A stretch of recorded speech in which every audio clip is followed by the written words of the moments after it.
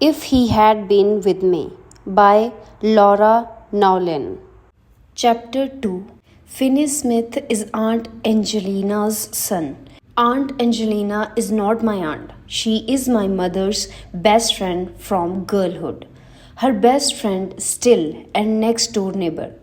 Our mothers had been pregnant together that spring and summer long ago. My mother, respectably so, married to her high school sweetheart for over a year with numerous pictures of their wedding scattered throughout their house with a fenced in backyard.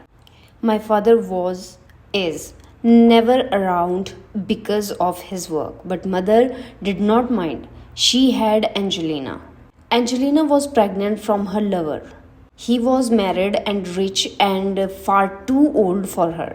He was refused to believe that it was his child. It would take a court ordered DNA test a few weeks after Finnis's birth to get his father to do the honorable thing by Aunt Angelina, the house next door to my mother, and after writing each monthly check, pretend that she and the baby did not exist for the next 30 days.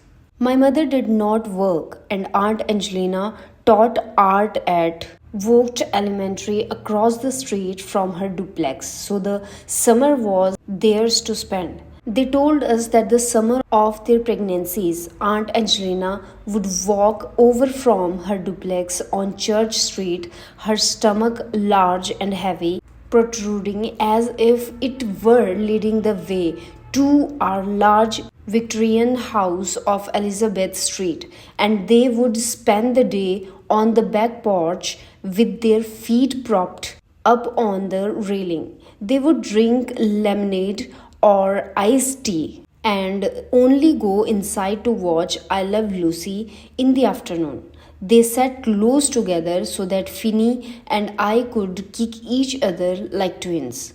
They made such plans for us that summer. Finnis was burned first on the 21st of September, a week later, likely missing the one who had been kicking me. I came along. In September, people will tell you that their favorite season is autumn. They will not say this during any other month of the year. People forget September is actually a summer month.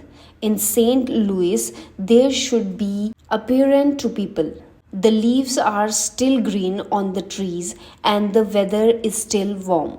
Yet, people hang smiling scarecrows on their front doors by the time the leaves and weather do begin to change in late October. They have tired of autumn and are thinking of Christmas. They never stop. They never wonder if they already have it all. My mother named me Autumn. People say to me, "Oh, how pretty."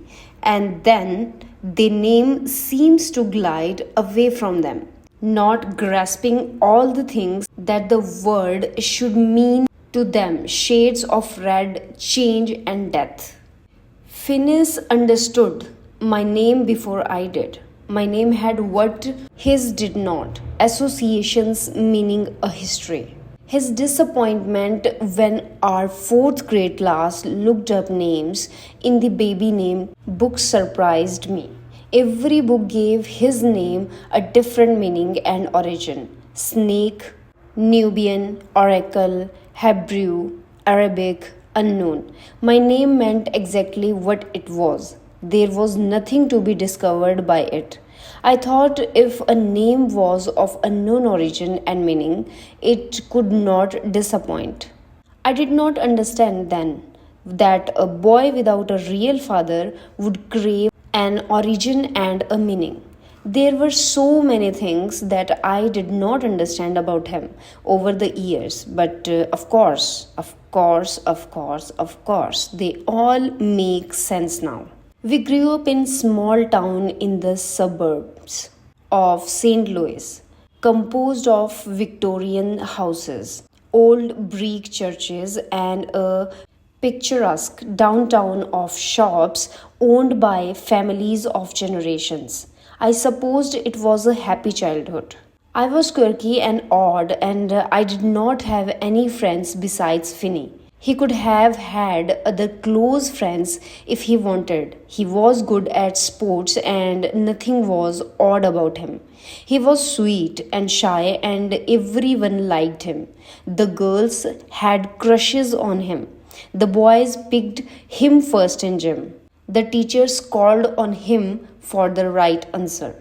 I wanted to learn about the Salem witch trials of history. I read books under my desk during lessons and refuses to eat the bottom left corner of my sandwiches. I believed platypuses to be a government conspiracy. I could not turn a cartwheel on kick, hit or serve any sort of ball. In third grade, I announced that I was a feminist.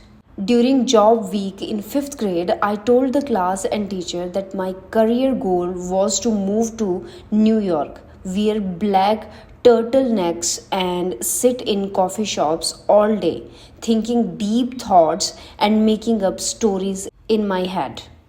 After a moment of surprise, Mrs. Mogeson wrote freelance writer under my smiling Polaroid picture and tagged it on the walls with the future teachers and football stars. After consulting her, I agreed that it was close enough. I think she was pleased to have found something for me, but sometimes I wonder if she would have cared as much if I had been ugly as well as odd. For as long as I can remember, people have told me that I am pretty. This came from adults more often than other children. They said it to me when they met me. They whispered it to each other when they thought I could not hear. It became a fact I knew about myself, like my middle name was Rose, or that I was left handed, I was pretty. Not that it did me any good. The adults all seemed to think it did, or at least should. But in childhood, my prettiness gave more pleasure to the adults than it did me. For other children, the defining characteristic was another fact I had accepted about myself. I was weird. I never tried to be worried, and I hated being seen that way. It was as if I had been born without the ability to understand if the things I was about to say or do were strange. So I was trapped into constantly being myself. Being pretty was a poor consolation in my eyes. Finny was loyal to me. He taunted anyone who dared torment me, snubbed anyone who scorned me, and always picked me first to be on his team. It was understood by everyone that I belonged to Finny and that we belonged together. We were accepted and as oddity by our classmates, and most of the time they left me alone, and I was happy I had Finny. We were rarely ever apart. At recess, I sat on the hill reading while Finny played kickball with the boys in the field below. We did every group project together. We walked home together and trick or treated together. We did our homework side by side at my kitchen table, with my father so often gone. The mothers frequently had one another over for dinner. A week could easily go by with Finny and I only being separated to sleep in our own beds. And even then, we went to sleep knowing the other wasn't very far away.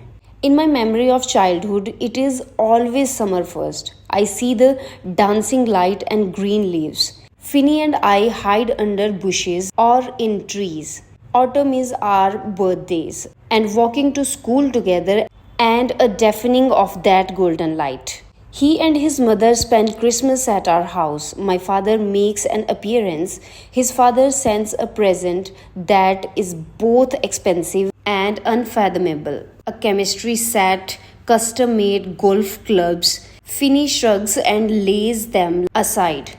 Winter is a blur of white and cold hands shoved in pockets. Finny rescues me when other kids throw snowballs at me.